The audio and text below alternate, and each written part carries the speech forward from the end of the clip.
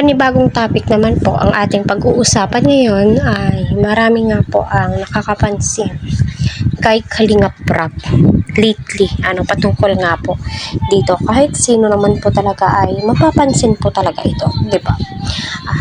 Expected na po ito ng karamihan. So, ano nga ba yun? So di naman po lingid sa ating kaalaman, no, na ang magpinsan ay na-adapt po nila yung gawain ni Kuya Val Santos Matubang na tumulong sa kapwa po natin na mahihirap. Especially si Kalingap Edu, panoorin po natin yung kanyang premiere, di ba? Kaya patuloy po natin suportahan si Kalingap Prab, Kuya Val at ang buong team. Please wag po natin skip ang kanilang ads para sa ganun nga po ay marami pa pong kababayan po natin ang kanilang malingap and syempre ang kanilang matulungan. So, nakakataba ng puso, yung dating pinapanood mo ay kita mo naman po, napakalawak na po ng kanyang sinasakupan. Silang lahat, although si Kuya Val Santos Matubang kasi dyan po nagsimula ang Kalingap. Kung walang Kuya Val, wala din pong Kalingap.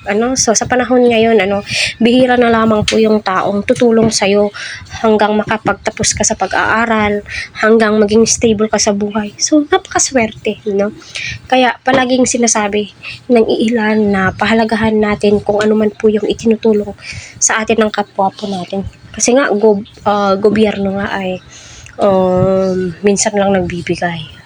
Napakaraming process pa, samantalang sa Kalingap, binag ka lang, napanood ng viewers yung mga kwento ng buhay mo, narinig nila, ayun, tinulungan ka na.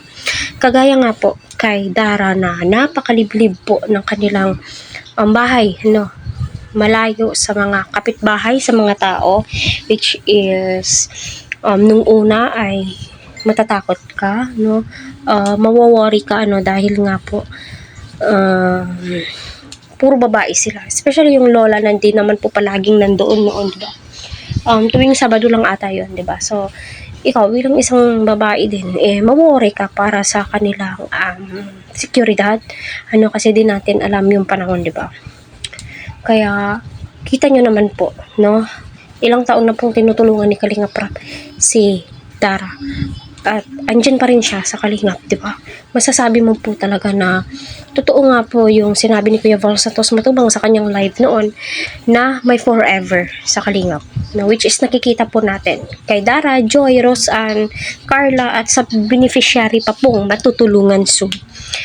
Sa mga batchwat, syempre sa mga sinusuportahan or binavlog ng mga scouters, so papunta po dyan lahat. On process naman po yan lahat, di naman po pwedeng pagsabay-sabayin. Kasi kita naman po natin, maraming pinapabahayan si Kalingap Prab, may mga project din po siya sa kanilang church.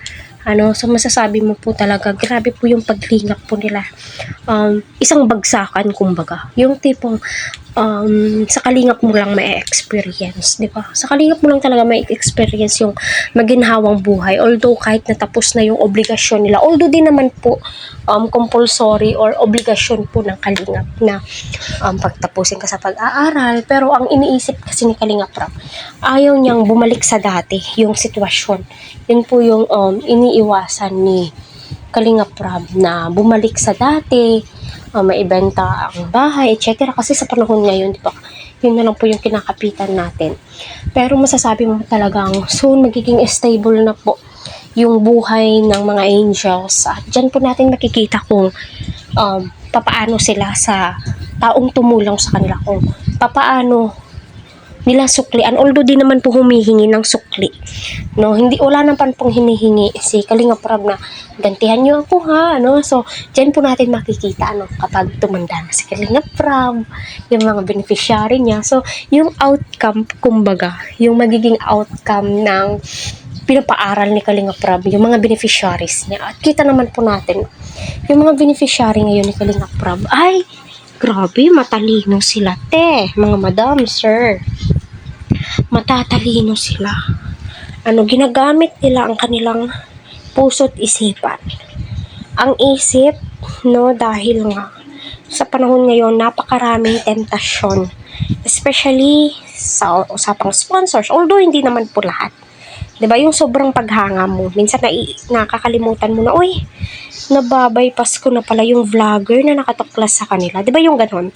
No, kaya, marami ang nakakapansin kay Kalingap Prab na, wow, nakailang birthday na si Kwan sa kanya, napadibo niya, na sweet 16 niya, si Joy, sino pa sila, Rose Ann, grabe.